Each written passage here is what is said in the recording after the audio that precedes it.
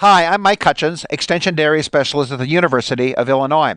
This module will look at the Dairy NRC 2001 and what changes and modifications we have in the mineral and vitamin relationships. Basically, the changes are small but very important.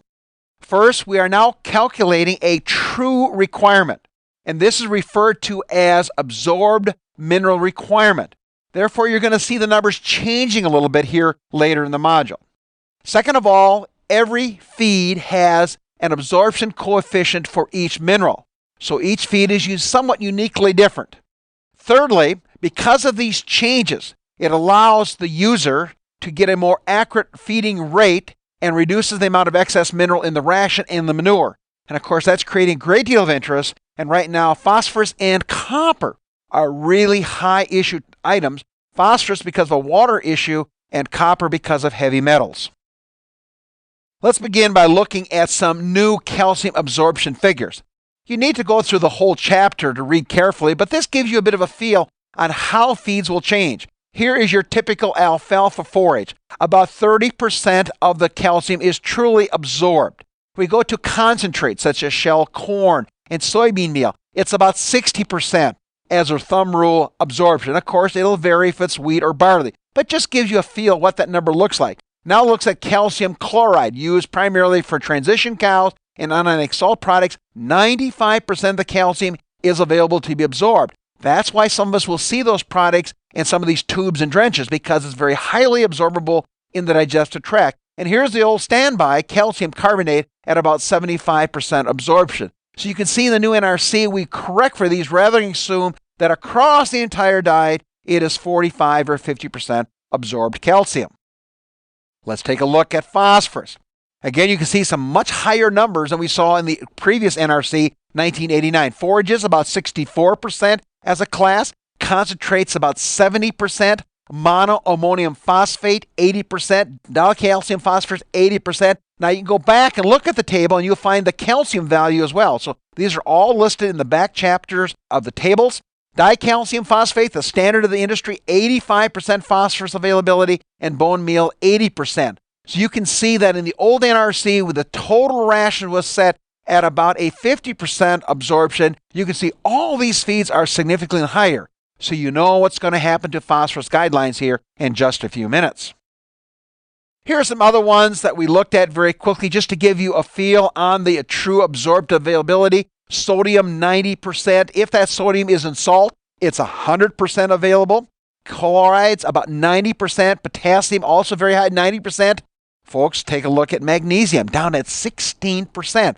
Much less available, but if we're adding it as magox, 70%, mag sulfate, 90%, magnesium carbonate, look how low that is, 35%, dolomitic limestone down at 30%. So again, you can see magnesium has a much different look than some of the other macro minerals. So if you go to the NRC and you can look this up and say, what is the true requirement of the cow? Now remember, this is how much she has to absorb.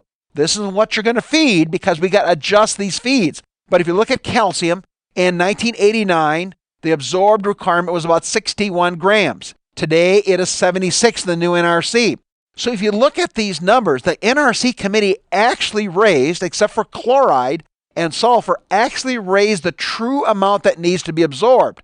So actually, in one respect, we'd expect to see higher numbers, but now since we're going to adjust the feeds, we can see what the guidelines and the rations are going to be on our next slide.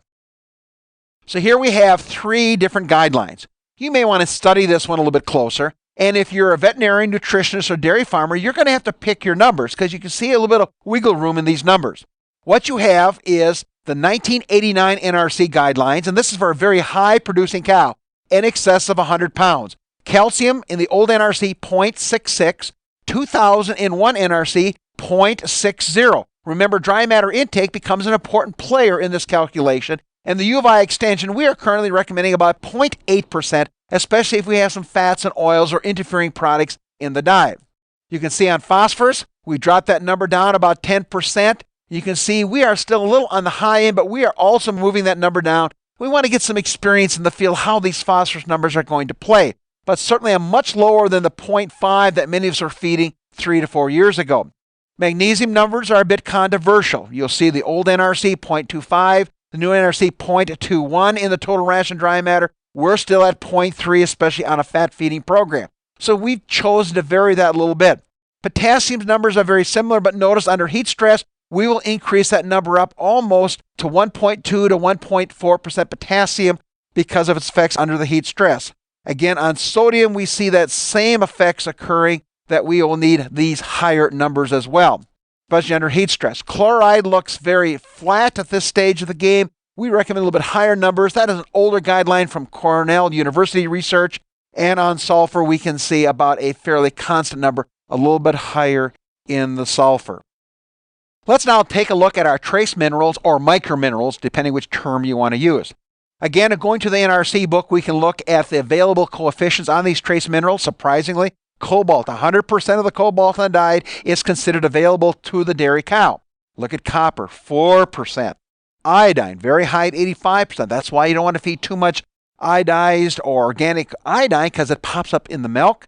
Look at manganese, extremely low value. Selenium, 100% available. And zinc, about 15%. So there's lots of movement on the availability, perhaps much bigger ranges than we saw on the macro minerals.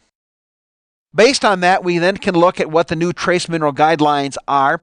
What I did is looked at 4 different columns. First, I expressed them in terms of parts per million. Many of us look at that. Then we look at milligrams per day in 1989. You can go over and see that same comparison in parts per million in 2001, which is identified as 01, and milligrams per day in the 2001. In my view, probably you want to take your eye and follow the milligrams per day column. That's probably the better one because the availability, you can see at cobalt, it really changes it. We're looking at 0.1 part per million, and then we have 3, and that just depends what we're trying to get. And all these diets are true milligrams, grams, kilograms, pounds, whatever nutrient we're looking at here. So you can see cobalt did not change, copper up slightly, but not very much. Iodine stayed flat, iron significantly reduced, and of course that brings the question about what about iron in water? We count the iron in water towards total iron requirement. Manganese, you can see a significant reduction in milligrams per day, and on selenium didn't change at all for lactating cows, and then zinc actually up a little bit. So there are some changes in here. The new NRC would not and did not touch organic trace minerals in terms of availability or how to change the number. So that becomes a factor as well. So this is a very busy chart. We'll let you come back and listen and look at this a little bit better. We at Illinois probably are going to stay at that same 3 milligrams on cobalt. Copper, we're probably going to stay at around 250. And if you bring organic copper in, you will replace copper milligram for milligram. Iodine will stay at 12. Iron will probably stay at that 1,000 total milligrams, and that's usually never a problem in the Midwest because of our soil and water levels. Manganese, we're probably going to go a little bit higher. We're probably going to go intermediate between the new and old NRC. Selenium is legal. We can't change that very much, but we all know how we modify that slightly. And on the zinc level, we'll probably follow the new NRC and raise our zinc levels up to about 1,400. And then if we recommend using organic zinc, we would replace about 25% with that organically bound zinc. Now, another part of the book is you can take a look at the analysis of feedstuffs. So I thought I would just give you one example and just on selected minerals because this is a monster table.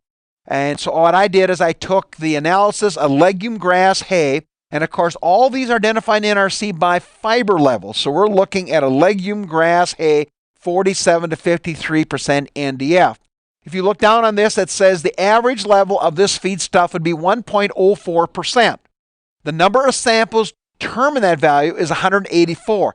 As a user, this will give you confidence in how solid you think that number is. The standard deviation simply means that if I took 2/3 of all the analyses of legume grass hay, that 2/3 of them would vary 0.18%, which means it'd be as low as probably about 0.9% calcium to as high as about 0.122%. So it gives you an idea what the variation is. Now, I'm not going to walk you through all these because it would just take a lot of time and just get confusing. But you can see we have some fairly significant numbers. If that number gets down, and you'll see that in the NRC, some of these feeds only have 8 or 10 numbers, you got to be cautious because there's a pretty good chance your feed stuff won't look like what's in the NRC table. And of course, look at iron. Look at the variation, folks. you can see the standard deviation is larger than the actual level, which means iron is all over the map. And that shouldn't surprise you because in Georgia, that ground's pretty red. And guess where that red ground comes from? There's lots of iron in that ground. So you can look at this at your leisure and go through the NRC book, but it gives you more information, more of a confidence interval in terms of how strong you think that number is. Bottom line, I think we still have to analyze our feedstuffs on most farms for these macro and trace minerals, especially the ones that we supplement at fairly high levels. And finally, let's wrap up our last PowerPoint on vitamin requirements. The changes are fairly subtle at this stage of the game. You'll notice the neat thing is they did change numbers depending on lactating cow versus transition cows. You'll grab these numbers by looking at their sample rations about 2/3 the way through the monster book. Vitamin A up slightly, as you can see on the transition cow.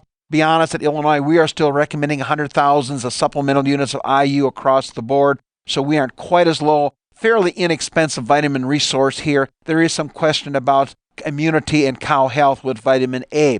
The D levels, you can see, are very, very similar. We are saying don't go over 30,000, so we're right in line with their vitamin D numbers. On vitamin E, you can see a very significant improvement. You can see that on their lactating cows, 500, and an early lactation cow, we're up around 800 units per day. You can see in the dry cow, 1,000, right in line with them there. And then a transition cow, they're up to almost 2,000 units. So they've really raised the vitamin E levels. I guess we have to catch up because we've been sitting around 1,000 to 1,500. And if you look at their sample rations, they're actually a little bit higher. I know Ohio State is even pushing higher levels than that. So listeners, you have to kind of decide what you want to do in vitamin E. I'm cautious with it because it's a very expensive vitamin. So it's very easy to add another nickel to your ration. But if it reduces health problems and cleaning problems, it's a very good investment. Well, that very quickly gives you an overview on the new NRC mineral and vitamin changes. Good luck, do some thinking, and have a good day.